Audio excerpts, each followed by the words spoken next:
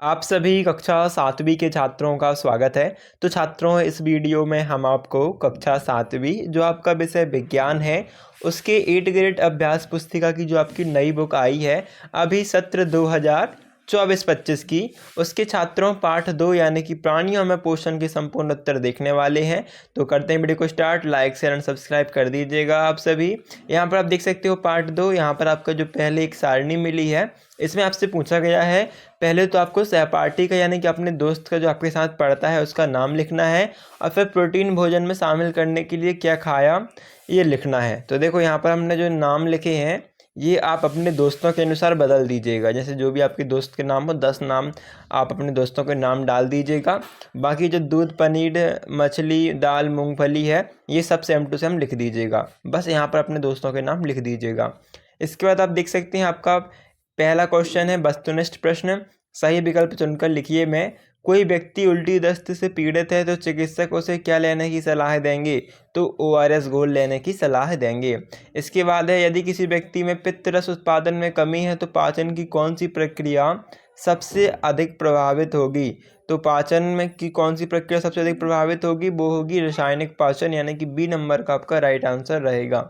इसके बाद third question है छोटी आंत क्षुद्रांत की आंतरिक भित्ति पर पाए जाने वाले दीर्घ की संरचना पाचन और अपशोषण में उनके कार्य से कैसे संबंधित है? तो इसमें आपको उत्तर लिख देना है बढ़ा हुआ सतह क्षेत्र पोषक तत्वों के अपशोषण को बढ़ाता है। यह आपका राइट आंसर आ जाएगा। फिर आपका चौथा क्वेश्चन है क्रमाकुंचन पाचन में किस प्रकार सहायता करता है?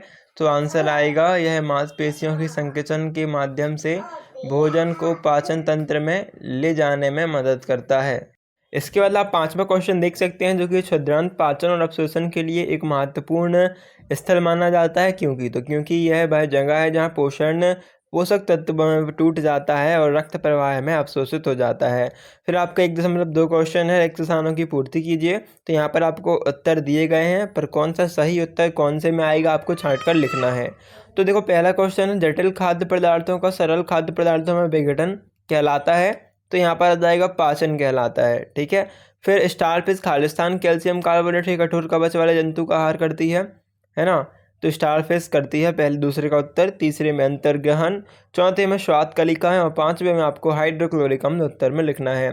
फिर आपका छात्रों अति लघुत्तरीय प्रश्न है मानव पोषण के विभिन्न चरणों को सही क्रम में क्रमबद्ध कीजिए। तो सबसे पहले आपका इनमें से अंतर्ग्रहण लिखना है, दूसरे नंबर में पाचन होता है, फिर अपशोषण होता है, फिर स्वांगीकरण और फिर निष्कासन आपको लिखना है। ठीक है। अंतर्ग्रहण मतलब खाना, फिर उसका पचने के बाद उसका मल मूत्र में परिवर्तन होना और फिर पूर्ण तरह परिवर्तन होना और फिर निष्कासित होना।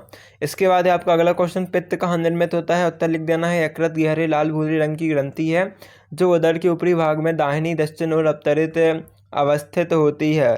ठीक है, उपस्थित होती है। यह पित्त रस का स्रावन करती है जो एक थैली में संग्रहित होता रहता है जिसे पित्ताशय कहते हैं। फिर पहली स्कूल जाने के लिए जल्दी जल्दी भोजन खा रही थी, अचानक उसकी खांसी उठती है और हिचकी आने लगती है। पहली के साथ ऐसा क्यों हुआ? तो लिखना है ऐसा खाद्य कणों के श्वास नली में प्रवेश करने के कारण होता है। श्वास नली ग्रासिकाओं के साथ साथ चलती है परंतु ग्रासने में वायु एवं भोजन मार्ग एक ही होते हैं, ये आपको लिख देना है। फिर भोजन हमारे लिए क्यों आवश्यक है? उसमें उत्तर लिखना है आपको भोजन हमारे लिए आवश्यक है क्योंकि यह ऊर्जा और पोषक तत्व प्रदान करता है जो शरीर की वृद्धि, विकास और मरम्मत में मदद करते हैं। फिर रोटी के टुकड़े को जब आप मुंह से चबाते हैं तो वह कुछ समय बाद मीठी लगने लगती है, क्यों? उत्तर लिखना है अधिक समय तक रोटी को चबाते रहने से रोटी के मंड पर लार में उपस्थित टाइलिन एंजाइम क्रिया करता है। टाइलिन मंड को माल्टोज शर्करा में बदल देता है जिससे रोटी मीठी लगने लगती है। फिर आपका लघुत्तरीय प्रश्न आप देख सकते हैं 7वां क्वेश्चन है, इसे आप अच्छे से पढ़ लीजिएगा। इसमें आपको उत्तर लिखना है जानवर जो घास खाते हैं उसमें सेलुलोज होता है जो एक तरह का कार्बोहाइड्रेट है और घास में सेलुलोज प्रचुर मात्रा में होता है, इसलिए जानवर इसे पाचन करने के लिए जुगली प्रक्रिया का इस्तेमाल करते हैं। घास खाने वाले जानवरों में सूक्ष्म जीव होते हैं जो सेलुलोज को तोड़कर पचा लेते हैं, मनुष्य के आहार नाल में ये अनुपस्थित होते हैं। फिर आपका 8वां क्वेश्चन आप देख सकते हैं, इसमें आपको उत्तर लिखना है कि हाइड्रोक्लोरिक एसिड पेट में एक आवश्यक एसिड है। यह बैक्टीरिया के साथ साथ अन्य हानिकारक प्रजातियों को नष्ट करने में मदद करता है। यह भोजन के एक संरक्षक के रूप में भी काम करता है। यह माध्यम को अम्लीय बनाता है, जिससे पाचक रसों को क्रिया करने में सहायता मिलती है। फिर आप देख सकते हैं दीर्घवृम क्या है, यह कहाँ पाए जाते हैं, इनके कार्य लिखिए। तो दीर्घवृम छोटी आंत की भीतरी दीवार पर पाए जाते हैं। पचे हुए भोजन में मौजूद पोषक तत्व दीर्घवृम के माध्यम से रक्त प्रवाह में अवशोषित हो जाते हैं। दीर्घवृम का मुख्य कार्य पचे हुए भोजन का अवशोषण के लिए तल क्षेत्र को बढ़ाना है। फिर आप देख सकते हैं आपका 10वां क्वेश्चन है, यदि मनुष्य में रदनक दांत ना हो तो क्या होगा। यहाँ पर आपको लिखना है यदि मनुष्य के रदनक दांत ना हो तो इससे इनके चबाने और काटने की क्षमता पर असर पड़ सकता है ना। ये खंड हमने गलती से बना दिया, तो आपको ये जो तालिका है इस प्रकार से नहीं बनाना है। और फिर रदनक दांतों का मुख्य कार्य भोजन को काटना चीरना होता है, खासकर मांस और कठोर खाद्य पदार्थों को। इन दांतों के बिना व्यक्ति के चबाने में कठिनाई होगी, इससे उनके पाचन और पोषण भी नकारात्मक प्रभाव पड़ेगा। फिर दूध के दांत और स्थायी दांत में क्या अंतर है, तो आपको लिखना है दूध के दांत में पहला, यह दांतों का प्रथम सेर शैशव काल में निकलता है, और स्थायी दांत ये दूध के दांतों के गिर जाने के बाद निकलते हैं। और फिर दूध के दांत ये लगभग 8 वर्ष की आयु तक गिर जाते हैं, और स्थायी दांत ये स्वस्थ मनुष्य में पूरे जीवन भर रहते हैं, तथापि वृद्धावस्था में प्रायः गिरने लगते हैं। इसके बाद आपका देखो 12th क्वेश्चन है, मानव पाचन तंत्र का नामांकित चित्र बनाइए, उनके भागों का नाम लिखिए। तो यह चित्र आपको इस क्वेश्चन में उत्तर में जो खंड है बनाना है। इस प्रकार से आपकी बुक में भी आपको चित्र मिल जाएगा, है ना। यहाँ पर जिब्या, ग्रासिका, डायफ्राम, सेम टू सेम आप इस चित्र को बना लीजिएगा। और फिर इनके मुख्य भागों का नाम लिखना है, तो आप पहला नाम डालिएगा मुंह, दूसरा ग्रासनली, तीसरा आमाशय, चौथा छोटी आंत, पांचवा बड़ी आंत, तो छठवां गुदा।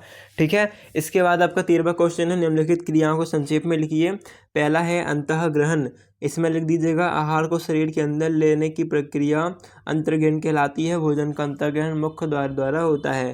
फिर स्वांगीकरण, तो अवशोषित पौध इसमें आपको लिखना है अवशोषित पादपों का स्थानांतरण रुधिर वाहिकाओं द्वारा शरीर के विभिन्न भागों तक होता है, जहां उनका उपयोग जटिल पदार्थों को बनाने में किया जाता है, स्वांगीकरण कहलाता है। ठीक है। इसके बाद आपका देखो 12th क्वेश्चन है, 12th नहीं 14th है ना, 14वां क्वेश्चन है, क्योंकि हमने तो 13वां क्वेश्चन तक देख ही लिया। 14वां क्वेश्चन है, जलाशय में पाए जाने वाले एक कोशिकीय जीव अमीबा में पाचन क्रिया विधि को चित्र सहित समझाइए। तो इसमें कुछ इस प्रकार चित्र बनेगा, आप देख सकते हैं। पहला एक अमीबा, केंद्रक, खाद्यकर्ण, है ना। इसमें जो आपका ये देखो ये जो बना हुआ है अमीबा, ज़रूरी नहीं आप ऐसा ही बनाओ, आप इसे ऐसा या फिर ऐसा या फिर ऐसा या फिर कुछ ऐसा भी बना सकते हैं। बस बीच में एक काली डंडी होनी चाहिए और आजू बाजू डॉट डॉट, है ना। इसका शेप बदलता रहता है, तो आपकी बुक में भी इसका चित्र मिल जाएगा, चित्र बना लीजिएगा। उसके बाद आपको देखो इस प्रकार नाम भी डाल देने हैं। यदि बुक में चित्र नहीं मिलता तो आपके सामने चित्र है ही। उसके बाद आपको इतनी हिंदी लिखनी है कि अमीबा कुछ सूक्ष्म जीवों का आहार करता है। जब इसे भोजन का आश्रय होता है तो यह खाद्य कण के चारों ओर पदार्थ विकसित करके उसे निगल लेता है। खाद्य पदार्थ उसकी खाद्य धानी में फंस जाते हैं। खाद्य धानी में ही पाचक रस स्रावित होते हैं। ये खाद्य पदार्थ पर क्रिया करके उन्हें सरल पदार्थ में बदल देता है। फिर है इसके बाद आपका नेक्स्ट क्वेश्चन, दांतों की व्यवस्था तथा विभिन्न प्रकार के दांतों के नामांकित चित्र एवं कार्य लिखिए। तो इसमें आपको देखो दांतों की व्यवस्था और दांतों के नाम के चित्र कुछ इस प्रकार आपको डायग्राम बनाना है, जिसमें ये जो है ये आपके दांतों की व्यवस्था हो जाएगी, है ना। इस प्रकार हमारे दांत व्यवस्थित रहते हैं।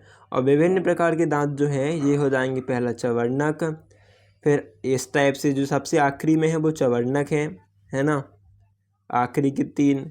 उसके बाद के 2 हैं हमारे अग्रचवर्णक।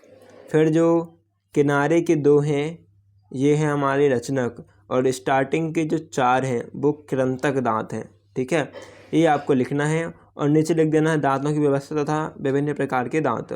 फिर आपको थोड़ा इसका विश्लेषण लिख देना है कि छेदक या कृंतक ये काटने के कार्य में आते हैं, भेदक या रदनक फाड़ने या चीरने के कार्य आते हैं, अग्रचवर्णक भोजन को चबाना, और चवर्णक इसका काम भी है भोजन का चबाना। फिर है ग्रासिका में भोजन की गति का नामांकित चित्र बनाइए।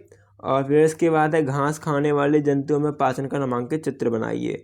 तो इन 2 चित्र देख लेते हैं। तो यह है आपका ग्रासिका में गति का नामांकित चित्र। आमाशय बनाना है और आहार नली बनाना है। इसमें लिखना है भोजन आ रहा है, यह हमारी ग्रासिका नली है। उसके बाद आमाशय तक ग्रासिका नली से क्या होता है, भोजन जा रहा है। तो यह आपको इस प्रकार से क्या करना है, चित्र बना देना है। उसके बाद जो है पशुओं में है ना, दूसरा जो था, तो इसमें आपको ये दूसरे में यह चित्र बनाना है, गाय का घास पचाते हुए, ग्रासिका, रोमेन, क्षुद्रांत, इस प्रकार से आपको ये चित्र बना देना है। ठीक है, कौन से में, इस वाले क्वेश्चन में घास खाने वाले जंतुओं में पाचन का नामांकित चित्र। इसके बाद आपका प्रोजेक्ट कार्बन प्राणायाम क्यों आवश्यक है। धूम्रपान की आदत को रोकने के लिए दिए गए स्थान पर एक पोस्टर का निर्माण कीजिए एवं धूम्रपान रोकने हेतु एक नारा लिखिए। तो प्राणायाम, तो यहाँ पर सबसे पहले हम देख लेते हैं प्राणायाम क्यों आवश्यक है। तो प्राणायाम क्यों आवश्यक है, प्राणायाम आवश्यक है क्योंकि यह हमारे शारीरिक और मानसिक स्वास्थ्य को सुधारता है। इससे फेफड़ों की क्षमता बढ़ती है और श्वास लेना आसान होता है। यह तनाव और चिंता को कम करता है। अभी धूम्रपान रुकने की आदत के लिए एक पोस्टर आपको बनाना है। तो देखिए, आप कुछ इस प्रकार से पोस्टर बना लीजिएगा। ये आपका एक हाथ में धूम्रपान है, स्वास्थ्य के लिए हानिकारक है, कृपया इसका सेवन न करें। ऊपर एक क्रॉस निशान सिगरेट में और धूम्रपान लिखना है। ठीक है, इसके बाद देख लेते हैं इसके आगे में आपको क्या लिखना है। तो इसके आगे आपको देखो प्रोजेक्ट 2 है, एक नारा भी लिख दीजिएगा, यदि जीवन चाहिए प्यारा। तो इसमें नारा लिख दीजिएगा आप, धूम्रपान त्यागिए और स्वस्थ भविष्य को बचाइए।